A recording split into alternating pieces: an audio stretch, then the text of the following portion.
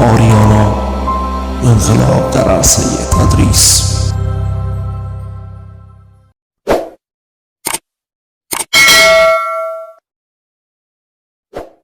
بسم الله الرحمن الرحیم. سلام علیکم دوستان عزیز، خوش آمدین به سلسله درس‌های ریاضی حساب. امیدوارم که جور صحتمند باشین و درس‌ها را از ابتدا از درس اول همراهتان تعقیب کرده باشین. کوشش کنید دوستان عزیز که ویدیوهایی که براتون میرسه این ویدیوها رو به تمام دوستانتان برسانین و همچنان دوستایی که امتحان آماده کنکور دارین ویدیوهای حل فرم 1401 هم اونا کلش پوره شده، دانه دانه در یوتیوب موجود است. میتونید که با پلیلیستاش برین به زبان پشتو دری میتونید کلش ببینین و همچنان میتونید اساساتتان تمام مضامین به هر دو زبان میتونید در می چنل ببینین و ازش مستفید شوین. دوستان عزیز، ما شما امروز آمدیم به درس سوم حساب که درس سوم کسر میشه، فصل سوم حساب. ما شما در دو درس دیگه بالای کسر گپ زدیم. امروز هم میخوایم که عنوان دیگه که مانده او را پیش ببریم. دوستان عزیز، عنوانی که امروز ما شما میخوانیم او عبارت است یک عنوان است به نام عملیه تجنیس. برش میگه عملیه تجنیس. عملیه تجنیس معنای چی را میده دوستان عزیز؟ یاد ما باشه دوستان عزیز، ما شما یک کسر وقتی حل کرده میتونیم، یعنی وقتی جمع کرده میتونیم. مثل که ما شما گفته بودیم در پیش در حساب گفته بودیم که دو چیز که وقتی با هم جمع میشه باید هم جنس باشه. یعنی دو چیز زمانی با هم یک جای میشه، زمانی با هم جمع میشه هم جنس باشه. کسرها هم دوستان عزیز وقتی با هم جمع میشن، وقتی از هم تفریق میشن که مخرجایشون مساوی باشه. هم مخرج که بودن جمعشون کرده میتونیم، تفریقشون هم کرده میتونیم. اگر مخرج نبودن با جمع و تفریقش با ما سخت میشه و ریش حل کرده نمیتونیم. ما مجبور هستیم که هم مخرج کنیم. امی که دو کسره ما شما مخرجایش با هم برابر میکنیم، امیر به نام عملیه تجنیس یاد میکنه. یعنی عملیه تجنیس چی است؟ عبارت از مساوی ساختن مخرج های یک کسر. چی رقمی کار میکنیم دوستان عزیز؟ وقتی یک کسر به ما داده میشه میخوایم که آنها را تجنیس نماییم، مخرجاش مساوی کنیم. پس LCM مخرج ها را به دست میاریم، یعنی کوچکترین مضرب مشترک مخرج ها را به دست میاریم. یعنی عدد را به دست میاریم که بالای کل مخرج ها پوره تقسیم شود. اینه که به دست آوردیم، بعد از او مخرج نو می نویسیم، مخرج نو بالای کهنه تقسیم میکنیم بالای مخرج کهنه کسر و حاصل از در صورتش ضرب میکنیم، در صورت می نویسیم. مثلا چی رقم دوستان عزیز؟ سوال اولی که ما شما داده میشه، مثلا با ما گفته میشه 3 بر 4 و 2 بر 5. میبینید دوستان عزیز که در این کسر مخرج کسر اول ما شما 4 است و مخرج کسر دوم ما 5 است. ما شما به خاطر از اینکه این کسر تجنیس نماییم باید LCM مخرج ها را به دست بیاریم. یعنی ایتون بگیم ساده بگیم عدد را پیدا کنیم که بالای 4 هم پوره تقسیم شه بالای 5. مثلا 4 5 20 عددی است که بالای 4 هم پوره تقسیم میشه، بالای 5 هم پوره تقسیم میشه. در اینجا ما میتونیم که دوستان عزیز 40 بگیریم، اما 40 بزرگ میانه 12 ضرب و تقسیم با ما مشکل خلق میکنه. پس خوب است که از کلش کرده عدد خرد پیدا کنیم که بالای کلش پوره تقسیم شه. دیگه بیخی پیدا کردن نتونستیم، LCM مش پیدا میکنیم، کوچکترین مضرب مشترک پیدا میشه. خب دوستان عزیز، حالا خب ما عدد پیدا کردیم که عدد 20 است، بالای 4 با 5 پوره تقسیم میشه. در اینجا هم مخرج کسر اول هم 20 میگیریم و مخرج کسر دوم هم 20 میگیریم. حالا گفتم مخرج 9 بالای مخرج کهنه تقسیم میکنیم، 20 تقسیم 4 میکنیم 5 میشه، در صورتش ضرب میکنیم. 5 ضرب 3 15 را در صورتش نشته میکنیم، این نشته شد 15 بر 20. 20 تقسیم 5 میکنیم 4 میشه، 4 ضرب 2 8. ما کسر خدا چی کردیم؟ تجنیس کردیم و مخرجاش با هم چی کردیم؟ مساوی کردیم. گپ رسیدین نه؟ یعنی بسیار به طریقه ساده ما این کار کرده میتونیم و مخرجا با هم چی میشه؟ مساوی میشه. به این شکل دوستای سوال دیگه است. مثلا ما گفته میشه 2 بر 3 و 1 بر 4. مخرجایش با ما میگن مخرجای از را با هم چی کنین؟ مساوی کنین. بازم 3 4 12. 12 مخرج اولم شد، 12 مخرج دوم شد. اردوش گرفتیم. حالا 12 تقسیم 3 میشه 4، 4 ضرب 2 8. یعنی صورت از این 8 شد. حالا 12 تقسیم 4 3، 1 ضرب 3 3. یعنی کسر ما شما مخرجایشون با هم چی شد؟ مساوی شد. حالا اگه کسی بگه که غلط کردی، نه اشتباه نیست دوستان. ما پس اگه صورت مخرج اختصار کنیم کسرای اولی ما رو میتن. مثلا این اختصار شد، پس امو 3 بر 4 و 2 بر 5 ما میتن. در اینجا که اختصار کنیم پس کسر ما امو کسر است. به این شکل سوال دیگه است دوستان، میگم 1 بر 2 2 بر 3 و 3 بر چند است؟ 3 بر 5. با ما شما گفته میشه میگه عملی تجنیس سرش اجرا کنین، یعنی مخرجش کنین، مخرجاشون فرق میکنن. ما شما عدد را میگیریم که بالای 2 3 و 5 پوره تقسیم میشه. 2 ضرب 3 6 6 5 30. عدد 30 است که دوستای عزیز بالای 2 3 و 5 پوره تقسیم میشه. 3 است و اینجا هم 5 30 است. 30 تقسیم 2 15، در صورتش ضرب کنیم 15 1 15 15 میشه. 30 تقسیم 3 میشه 10، 10 ضرب 2 20. 30 تقسیم 5 6 میشه، 6 ضرب 3 18. یعنی به این شکل ما شما این کسر خدا عملی تجنیس سرش اجرا کردیم و یا مخرجاشون با هم مساوی شد. صحیح است؟ یا سوال دیگه است دوست عزیز که 2 بر 3 میگیم، 1 بر 4 میگیم و 3 بر 5 میگیم دوست عزیز. و با ما گفته میشه که مخرجای کسرها رو با هم برابر کنیم. ما شما چی رقم برابر میکنیم؟ عدد را پیدا میکنیم که بالای کلش تقسیم شوند. مثلا میگیم 3 4 12 12 5 60 است. 60 مخرج کلش میشه دوست عزیز. اگه السیم شون به دست بیاریم دوست عزیز در تو سوالا امی 60 است. 60 تقسیم 3 میشه 20 میشه، 20 ضرب 2 40 است دوست عزیز. 60 تقسیم 4 15 1 15 15 میشه. 60 تقسیم 5 12 12 ضرب 3 36. کسر ما شما مخرجایش با هم چی شد؟ مساوی شد و عملی تجنیس سرش اجرا شد. صحیح؟ به این شکل دوستای سوال است 1 بر 2 مثلا 1 بر 4 1 بر 8 و 1 بر چند است 16 است. به ما میگه این کسرها را تجنیس نمایید. در اینجا میتونیم دوستای عزیز که ما را اصلا مخرج ضرب کنیم، بگیم 2 ضرب 4 ضرب 8 ضرب 16 که عدد کلان میشه و اون مخرج مشترک با کلش باشه. اما این رو میفهمیم دوستای عزیز که اگه السیم از یارو بعد از بیاریم 16 جوابش میشه. یعنی 16 عددی است که بالای کلش پوره تقسیم میشه. پس ما شما به خاطر تجنیس 16 را مخرج میگیریم. 16 از این، 16 از 2 میشم، 16 از 3 میشم و 16 از 4 میشه. 16 تقسیم 2 میشه 8، 1 ضرب 8 8. 16 تقسیم 4 میشه 4، 1 ضرب 4 4. 16 تقسیم 8 2، 1 ضرب 2 2. 16 تقسیم 16 1، 1 ضرب 1 1. یعنی کسرهای ما شما چی شد؟ هم مخرج شد و عملی تجنیس سر چی شد؟ تطبیق شد. یا فرض مثال سوال دیگه است 1 بر 2 2 بر 3 و 5 بر 6. با ما میگه عملی تجنیس سرش پیش ببریم. اینجا اینتون خوب میاد دوستان که 2 3 6 بگیم 6 36 یک عدد کلان است، مخرجش بگیریم. اما این سه است که ما 6 مخرج مشترک بگیریم، 12 را بگیریم، مثلا 18 را بگیریم که بالای کلش تقسیم شود. پس مخرج کلش یعنی مخرج از این به 6 است، چون 6 بالای کلش پوره تقسیم میشه، عدد خردم است. 6 2 میشم، 6 3 میشم. 6 تقسیم 2 3 1 3 3. 6 تقسیم 3 2 تو 2 4. 6 تقسیم 6 1 1 ضرب 5 5. کسرها چی شدن؟ ام مخرج شدن و عملی تجنیس بالایشان اجرا شد. خود دوستان عزیز عنوان دیگه که با شما می‌خوایم در کسر در این درس دوستان عزیز عبارت است مقایسه کردن کسرهای عام است یا کردن کسر عام. کسرهای عام دوستان عزیز مقایسه کردن کسر عام معنیش چیست؟ به معنی عزیز که دو کسر با ما شما داده میشه و گفته میشه کدامش بزرگ است کدامش کوچک است. امیری که ما شما بیان میکنیم که کسر اول بزرگتر نسبت به دوم یا اولش کوچکتر نسبت به دوم است، امیر با نام مقایسه کردن یاد میکنیم که ما شما در اعداد تام، در اعداد طبیعی، در هر جای مقایسه کردن خواندیم که به خاطر مقایسه کردن گفته بودیم دو علامه را پیش میبریم.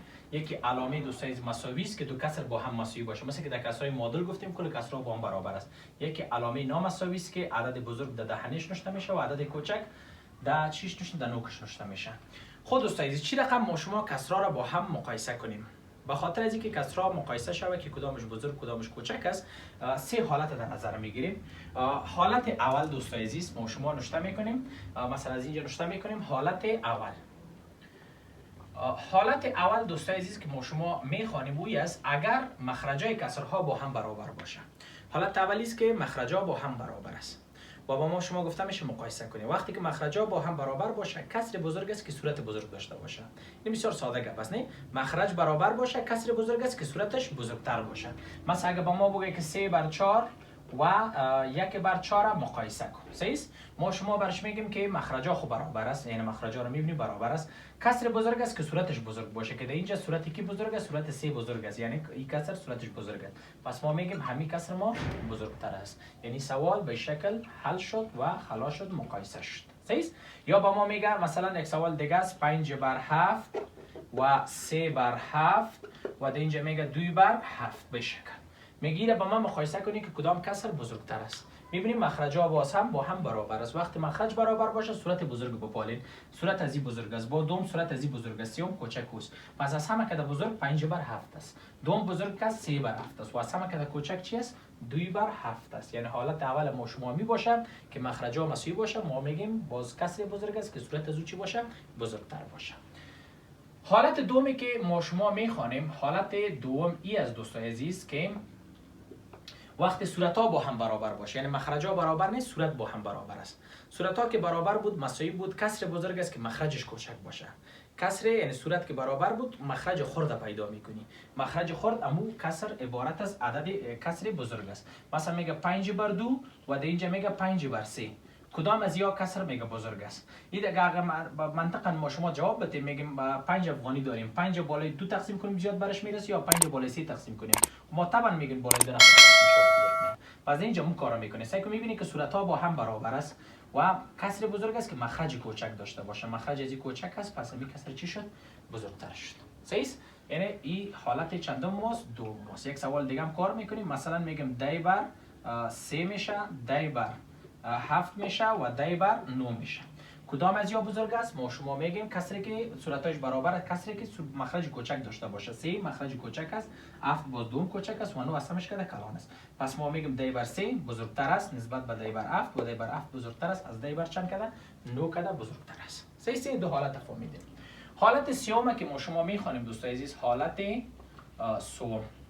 حالت سوم دوستای عزیز عبارت چیست؟ میگه زمانی که صورت با مخرج اردویش متفاوت باشن، اردویشان با هم مساوی نباشه. پس کدام کسر بزرگ است؟ ما شما چی میکنیم؟ میگیم اول عملی تجنیس پیش میبریم، اول یار هم مخرج میکنیم. وقتی که هم مخرجش کردیم بعد از اون مقایسهش میکنیم که کدام کسر بزرگ و کدام کسر کوچک است. مثلا با ما شما سوال داده میشه میگه 2 بر 5 و 3 بر 4 را ببینید که کدام کسر بزرگ است. صحیح است؟ میبینیم مخرج اردوش متفاوت، صورت های اردوش متفاوت، از دو حالت خود استفاده کردن نمیتونیم. پس ما شما اینجا چی میکنیم؟ مخرجش میکنیم. یعنی دو کسر است بسیار ساده مخرج میشه. ایده دی ضرب کنید، جدید ضرب کنید، مثلا ساده به شکل هم ضرب کردن میتونه. خب باز ما طریق خود مثلا 20 ایده مخرج 20 مخرج دوم میگیریم. 20 تقسیم 5 میشه 4 4 2 8 20 تقسیم 4 3 3 3 9 به شکل. صحیح شد؟ حالا این مخرجات دوستای عزیز با هم مساوی است. مخرجات که با هم مساوی شد کسر بزرگ بود که صورتش بزرگ باشه. صورت نو چی است؟ بزرگتر است. صورت نو چی است؟ بزرگتر. یعنی کسر دوم. پس 9 بر 20 بزرگتر است. با ما شما خویی رقم نداده بود که با شما چی کنین مقایسه کنین، بالا کسر است. پس این کسر کدام کسر است؟ 3 بر 4 است. پس میگم 3 بر 4 بزرگتر است نسبت به 2 بر 5. صحیح است؟ یا سوال دیگه است دوستای عزیز میگه که 1 بر 2 2 بر 3 و مثلا 4 بر 5. در بین این سه دانه کسر کدامش بزرگ، کدامش کوچک، کدامش مثلا متوسط است؟ ما شما چی میگیم؟ اول هم مخرجش میکنیم. سی به کلش مخرج، سی به خاطر کسر اول، سی به خاطر کسر دوم، سی به خاطر کسر سوم. حالا 30 تقسیم 2 15 1 15 15. 30 تقسیم 3 10 میشه 10 ضرب 2 20. 30 تقسیم 5 6 6 4 24. صحیح شد؟ میبینی که کلا کسرها را مخرجایش با هم چی کردیم؟ مساوی کردیم. مخرج برابر باشه صورت بزرگ همون کسر بزرگ است. پس صورتی 24 بزرگ است، همین کسر بزرگ شد. 20 و 15 20 بزرگ است، خیلی 20 بر 30 بزرگ شد. پس این کسرها را با ما شما نگفتید مقایسه کنیم. مقایسه این کسرها میشه دوستان. اینجا ما شما میاره مقایسه کنیم که 24 بر 30 که است مربوط به 4 بر 5 میشه، همین کسر بزرگ است و 20 بر 30 مربوط به 2 بر 3 این کسر بزرگ است. 1 بر 2 از همش کردن کوچک بود که ما شما سوال خود هم حل کردیم و مقایسهش کردیم. به این شکل دوستای ما شما کسرها را میتونیم که مقایسه کنیم. حالا گپ دوستای سوال است که استاد اگر یادات مثلا علامه‌دار باشه، این خود تایر اون علامه داره، مثلا علامه مثبت است، مگم اگر علامه مثبت منفی داشته باشه او رو چی رقم مقایسه کنیم؟ بسیار ساده دوستای، اول خود حساب هم یاد بگیریم، پس شما که حسابتان قوی شه و اعداد باز خودتان هم مقایسه کردن میتونیم و اینجا ما براتون تشریح میکنم. در اعدادی که علامه دار باشن دوستای اول خود یادتان باشه اگر عدد کسر داده میشه مثبت منفی، اما کسر مثبت بزرگتر است نسبت به منفی. سی یعنی عدد مثبت همیشه از منفی کده بزرگتر است. وقتی که دو کسر داده میشه یکیش مثبت میباشه یکیش منفی، پس ما شما چی میکنیم؟ میگیم کسر مثبت بزرگتر است. مثلا چی رقم در اینجا نوشته میکنیم؟ میگم مثبت 2 بر 3 را ببین که تا منفی 1 بر 4 کدامش بزرگ است؟ بدون از اینکه ما تحلیل کنیم ببینیم راستن میگم 2 بر 3 بزرگ است. چرا؟ به خاطر از اینکه 2 بر 3 یک عدد مثبت است و عدد مثبت از منفی کده همیشه چی میباشه؟ بزرگتر میباشه. صحیح؟ یا با ما میگه منفی 1 بر 4 که تا 2 بر 5 ببین یا 2 بر 501 ببین. هر چقدر که این عدد خوردم شو بازم علامش مثبت است، پس همین عدد چی است؟ بزرگتر است. پس وقتی که مثبت منفی بود کسر بزرگ است که علامه مثبت داشته باشه. خب اگر هر دوشان منفی باشه چی میکنین؟ اگر دوشان منفی باشه دوستای وار مقایسه میکنین. چی رقم مقایسهش میکنین؟ اول ایتو مقایسه میکنین که فکر میکنین که بیخی علامه نداره، یعنی علامه منفی بیخی دیش است نه. اول او رو مقایسه میکنین مثلی که علامهش مثبت است. وقتی که مقایسه کردین داخل پس ام علامه مقایسه را دور میتین، یعنی علامه‌اش برش میتین و علامه پس برعکس میشه. مثلا چی رقم؟ دوستای با ما شما گفته میشه 2 بر 5 و منفی 3 بر 5 ببینیم که کدامش بزرگ است. صحیح؟ ما شما چی میکنیم؟ اول یارا میبینیم مثلا 2 بر 5 داده خب مخرج ها مثلا اول علامه‌ش در نظر نمیگیریم، مثلا نشته میگیم 2 بر 5 و 3 بر 5 هر دوش پایین نشته میکنیم. حالا ببینید یا کدامش بزرگ است. میبینیم که مخرج هر دوش برابر است، کسر بزرگ است که صورتش بزرگ است، یعنی 3 بر 5 بزرگ است. نظر به که علامه نداشته باشه پس 3 بر 5 کلان است. حالا که علامه داره خیلی چیز برعکسش بگویید، یعنی 3 بر 5 کوچک است و 2 بر 5 سرش بزرگ است. علامه‌ش برعکس میکنیم و این هر دو را با هم چی میکنیم؟ مقایسه میکنیم. بسیار ساده. یا فرض مثال همین کسر ما مثلا علامه داشته باشه، بگه که منفی 10 بر 3 منفی 10 بر 7 منفی 10 بر 9 به شکل با ما بگه که مقایسه کنیم. صحیح؟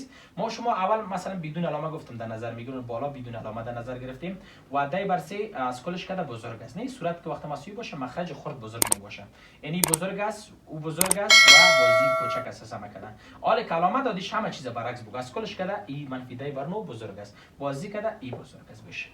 ما شما باز میتونیم که یارو با هم چی کنیم؟ مقایسه کنیم. و اگر علامه داشتن و مخرجش مساوی نبود باز به این شکل دوستای عزیز ما شما اول آنها را تجنیس میکنیم، مخرجش میبینیم، مقایسهش میکنیم و داخل میبینیم که کدام کسر بزرگ کدام کسر کوچک است. صحیح دوستای عزیز؟ این بود دوستای عزیز مقایسه کسرها و عملی تجنیس. امیدوار هستم که یک چیز از یاد گرفته باشید. روز خوش برایتان بخدا.